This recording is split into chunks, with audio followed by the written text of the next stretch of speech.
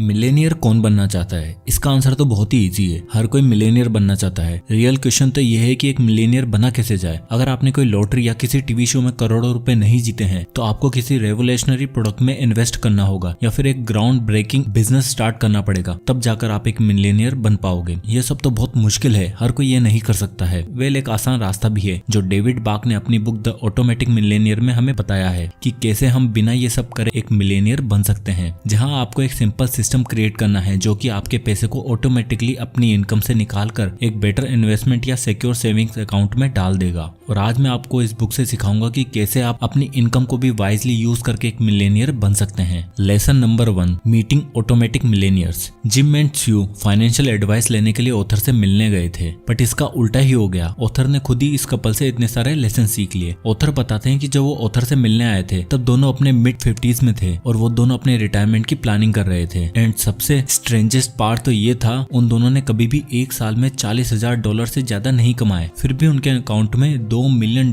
थे और उनकी एज सिर्फ 52 थी। जिम ऑथर से कहते हैं, यू नो डेविड, ज्यादातर लोगों को लगता है कि जब उन्हें उनका पेचेक मिलता है तो उन्हें सबसे पहले अपने बिल्स पे करने चाहिए और जो अमाउंट बचता है उसे सेव कर लेना चाहिए। इन अदर वर्ड्स, पहले बाकी सबको पे कर दो, देन लास्ट में खुद को पे करो। बट हमारे पेरेंट्स ने हमें इसका उल्टा सिखाया है, जिसका मतलब पहले खुद के लिए सेव करो, देन अपने बिल्स पे करो। ओरिजिनली उन्होंने अपनी इनकम का सिर्फ 4% सेव करने से स्टार्ट किया था और धीरे धीरे अपने बार को रेज करते चले गए। और जब वो ऑथर से मीटिंग कर रहे थे उस वक्त वो अपनी इनकम का 15% सेव करते थे। Lesson number 2, the latte factor. Main lesson जो ऑथर ने जिम एंड स्यू से सीखा था वो क्वाइट सिंपल था। आप जितना कमाते हैं उससे इस बात पर कोई फर्क नहीं पड़ता है कि आप फ्यूचर में वेल्थ क्रिएट कर पाएंगे या नहीं। ऐसा इसलिए होता है क्योंकि हम जितना ज्यादा कमाएंगे उतना ही ज्यादा हम स्पेंड भी करेंगे और इससे बचने का सिर्फ एक ही तरीका है जिसे ऑथर ने द लाटे फैक्टर कहा है। ऑथर एक्सप्लेन करते हुए बताते हैं कि मान लो कि आपकी एक नॉर्मल लाटे कॉफी का कप आपको $3.5 का कॉस्ट करता है, यानी आप एक नॉर्मल स्टारबक्स में कॉफी पीने जाओ तो आपको अराउंड $250 का खर्चा आएगा, जो देखा जाए तो कुछ भी नहीं है। बट अगर आप इसे डेली कॉस्ट में इंक्लूड कर दो तो इस कॉफी पे आप साल का $1250 का खर्चा कर रहे हो। और अगर जिम एंड स्यू की तरह स्मोकर भी हो तो आप दिन का $60 आराम से स्पेंड कर दोगे, जो साल का $2500 बना देता है। और ओवर द लास्ट 50 ईयर से स्टॉक मार्केट में एवरेज 10% का ईयरली रिटर्न मिल रहा है। नाउ मान लो आप कॉफी और सिगरेट के पैकेट खरीदने की बजाय उन पैसों को सेव करके स्टॉक मार्केट में इन्वेस्ट कर देते हो और आप 10% का एनुअल रिटर्न भी लेते हो, तो सिर्फ 30 साल बाद आपके पास $1 million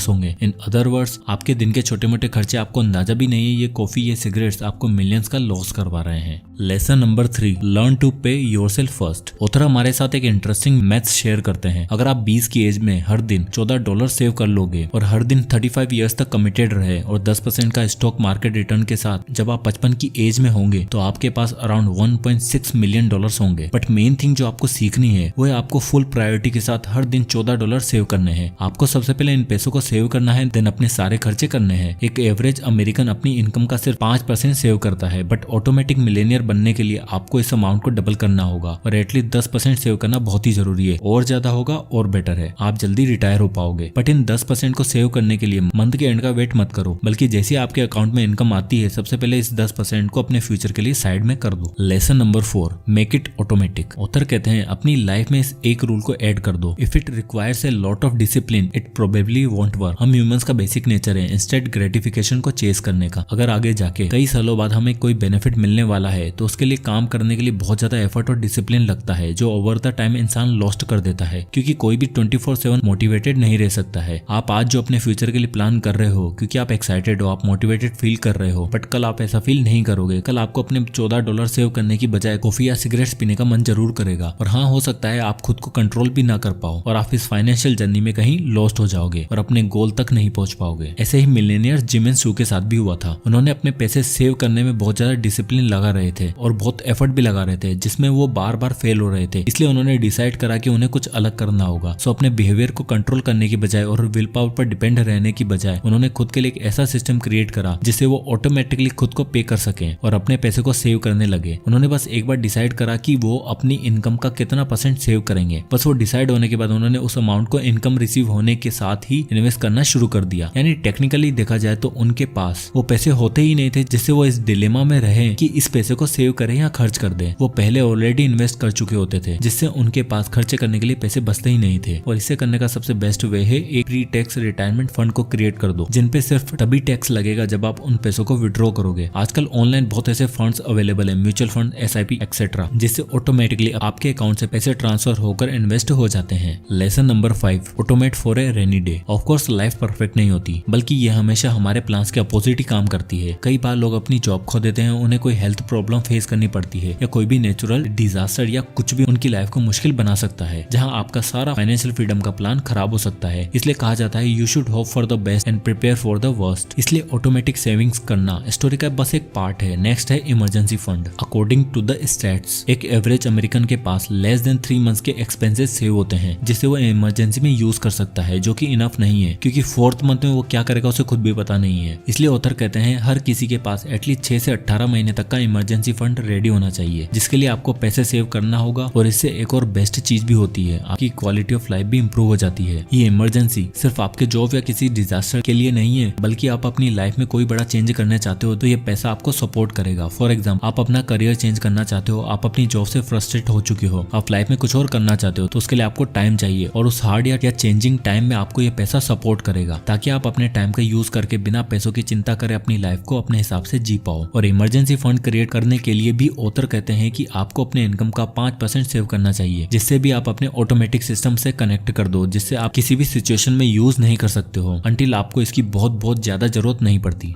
lesson number 6, automatic debt free home ownership. Now ये बात हम सबको पता है कि आज के टाइम पर खुद का घर होना एक बहुत ही बड़ी अचीवमेंट है, क्योंकि एक बार एक घर खरीदने के बाद आप अपनी पूरी लाइफ को सेव कर लेते हो। ऑथर बताते हैं रेंटर्स अपनी लाइफ में अपने लैंडलॉर्ड्स को रहने के लिए जितना पे करते हैं उतने में वो खुद एक घर खरीद सकते हैं। सो हाउस रेंट करने का कोई सेंस ही नहीं बनता है, और आपको जल्दी से जल्दी एक घर खरीद लेना चाहिए। अगर आपके पास कोई घर नहीं है और आप रेंट पर रह रहे हो, तो आप खुद की सोचो कि अगर आप लाइफ टाइम तक रेंट पे करते रहोगे तो आप कितना पैसा स्पेंड कर दोगे, और इतना पैसा स्पेंड करने के बाद भी आपके पास अपना घर नहीं होगा। जबकि वहीं उस पैसे को रेंट पे करने की बजाय आप होम लोन की EMI पे करने में लगाओगे, तो टेक्निकली आप रेंट ही पे कर रहे होंगे, बट ये रेंट पे करते करते आप खुद उस घर के मालिक भी बन जाओगे, और एक टाइम के बाद आपको रेंट पे नहीं करना पड़ेगा, जो आपका काफी पैसा सेव कर देगा। नेक्स्ट ऑथर कहते हैं कि अगर आपके पास होम लोन है तो उसकी मंथली पेमेंट की बजाय बाई वीकली पेमेंट पर सेट कर दो, जिससे हर मंथ की बजाय हर 15 दिन में आप पे करोगे, क्योंकि साल में 52 वीक्स होते हैं, और इसे आप हाफ फिक्स कर दो तो आप 26 वीक्स अ ईयर पेमेंट कर रहे हो, जो अमाउंट 13 मंथली पेमेंट्स के बराबर बन जाएगा। फॉर एग्जांपल, अगर आपका लोन 30 इयर्स का है तो आप इसे 27 साल में ही पे कर दोगे, और साथ ही साथ आप बहुत ही ज्यादा इंटरेस्ट भी सेव भी कर लोगे। Lesson number 7, automatic debt free lifestyle. अगर आप भी लोन से स्ट्रगल कर रहे हो तो आप अकेले नहीं हो। ऑथर के अकॉर्डिंग एक एवरेज अमेरिकन के पास $8,400 क्रेडिट कार्ड डेट है, और आज के टाइम पर लोन में फंसना बहुत आसान हो गया है। कई बैंक्स और कंपनियां हमारे साथ माइंड गेम्स खेलकर अपने लोन के जाल में हमें फंसा लेती हैं, और लोन इस ऑटोमेटिक मिलेनियर के प्लान को डिस्ट्रॉय कर सकता है। इसलिए आपको जल्दी से जल्दी अपने सभी लोन्स को क्लियर कर देना चाहिए। सबसे पहले आपके पास अपने फैमिली या फ्रेंड्स या जितने भी छोटे मोटे लोन है उन सभी को क्लियर कर दो। नेक्स्ट, बैंक से लिया गया लोन क्लियर करने के लिए ऑथर 3 रास्ते बताते हैं। पहला, stop caring and using credit card. Banks आपको चाहे जो भी ऑफर दे, उनकी कोई भी एडवर्टाइजमेंट हो, ये बात याद रखो कि उनके सभी ऑफर्स में उनका मेन गोल है कि वो कैसे ज्यादा से ज्यादा पैसे कमाए। कोई ये नहीं सोचता कि आपके पैसे कैसे सेव हो और आप अमीर बन सको। इसलिए सबसे पहले अपने क्रेडिट कार्ड को यूज करना बंद करो, और जितना कमाओ उसी के अकॉर्डिंग अपनी स्पेंडिंग रखो। Number 2, renegotiate your interest. Credit card के इंटरेस्ट रेट 18% तक हाई भी हो सकते हैं, और रियलिटी में अगर आप मिनिमम अमाउंट भी पे करना स्टार्ट करो तो आप बहुत ज्यादा इंटरेस्ट पे कर दोगे। इसलिए अपने बैंक से बात करो, उनसे कहो कि आप उनकी सर्विस से खुश नहीं हो और आप चेंज करना चाहते हो, जिससे उन्हें कस्टमर लॉस होने का डर होगा